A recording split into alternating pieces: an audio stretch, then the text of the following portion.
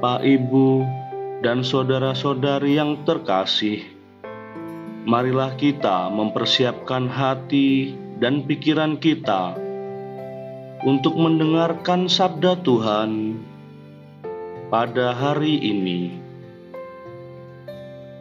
Sabtu, 18 Juli 2020. Bacaan pertama. Bacaan dari kitab Mika, bab 2, ayat 1 sampai 5. Celakalah orang-orang yang merancang kedurjanaan dan merencanakan kejahatan di tempat tidurnya. Pada waktu fajar mereka melakukannya, sebab hal itu ada dalam kekuasaannya. Bila menginginkan ladang, mereka merampasnya.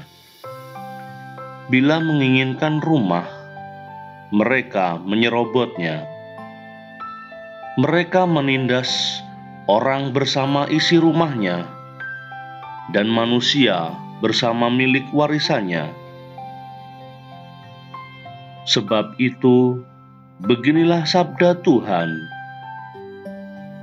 Sungguh, aku merancang malapetaka terhadap kaum ini, dan kalian tak akan dapat menghindarkan lehermu daripadanya.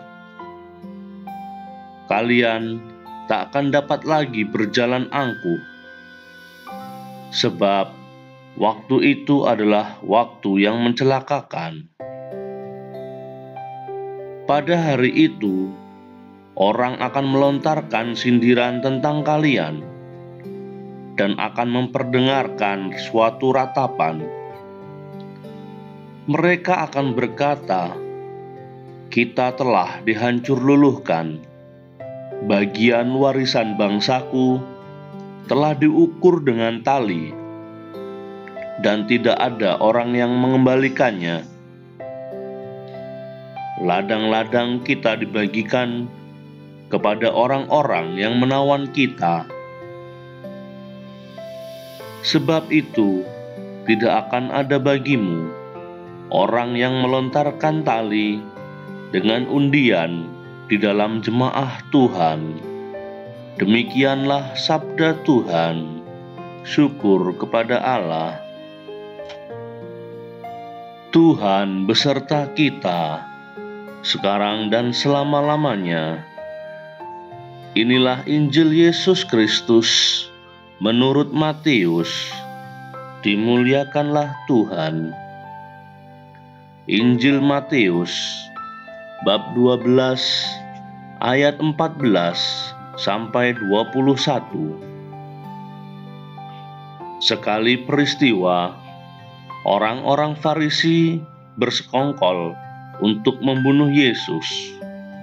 Tetapi Yesus mengetahui maksud mereka, lalu menyingkir dari sana.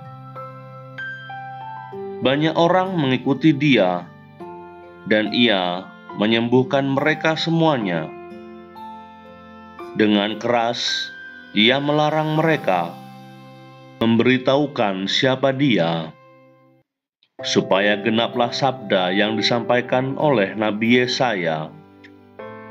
"Lihatlah, itu hamba-Ku yang Kupilih, yang Kukasihi, yang kepadanya jiwa-Ku berkenan. Roh-Ku akan Kucurahkan atas Dia, dan Ia akan memaklumkan hukum kepada sekalian bangsa. Ia tidak akan berbantah dan tidak akan berteriak. Suaranya tidak akan terdengar di jalan-jalan. Buluh yang patah terkulai tidak akan diputuskannya, dan sumbu yang pudar nyalanya tidak akan dipadamkannya, sampai Ia menjadikan hukum itu menang. Kepadanyalah semua bangsa akan berharap." Demikianlah Injil Tuhan. Terpujilah Kristus. Bapak, Ibu, dan saudara-saudari yang terkasih, buluh yang patah terkulai tidak akan diputuskannya, dan sumbu yang pudar nyalanya tidak akan dipadamkannya. Itulah semangat hidup Yesus ketika Ia hadir dan tinggal di antara kita, lalu melakukan banyak mukjizat. Saat ini kita dipanggil Yesus untuk menghayati semangat yang sama. Kehadiran kita untuk orang lain hendaknya mendatangkan kekuatan dan peneguhan bagi mereka yang putus asa, dan membangkitkan semangat hidup bagi yang hatinya sedih, bagi yang lesu, terpuruk, dan berbeban berat. Di sekitar kita ada banyak orang mengalami penderitaan, kemiskinan, dan kemelaratan yang mengharapkan pertolongan. Kita mesti menolong mereka tanpa pamrih, bukan hanya agar mereka bisa keluar dari penderitaan, tetapi terutama agar mereka menjadi sembuh dan sanggup melihat kebesaran atas kuasa kasih Allah dalam hidup pribadinya. Hati yang tulus memberi tak akan gelisah jika tak ada yang membalas jasanya, dan hati yang tulus memberi tak akan bersedih jika niat baiknya dianggap buruk oleh orang lain. Inilah mukjizat yang lahir dari ketulusan untuk mengulurkan tangan bagi sesama kita.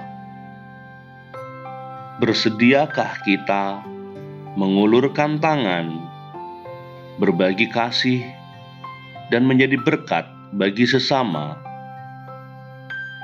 Tuhan, beri kami kesanggupan untuk mengulurkan tangan kami kepada sesama kami yang menderita dan berkekurangan, dan semoga kehadiran kami menjadi penyalur berkat-Mu bagi sesama kami.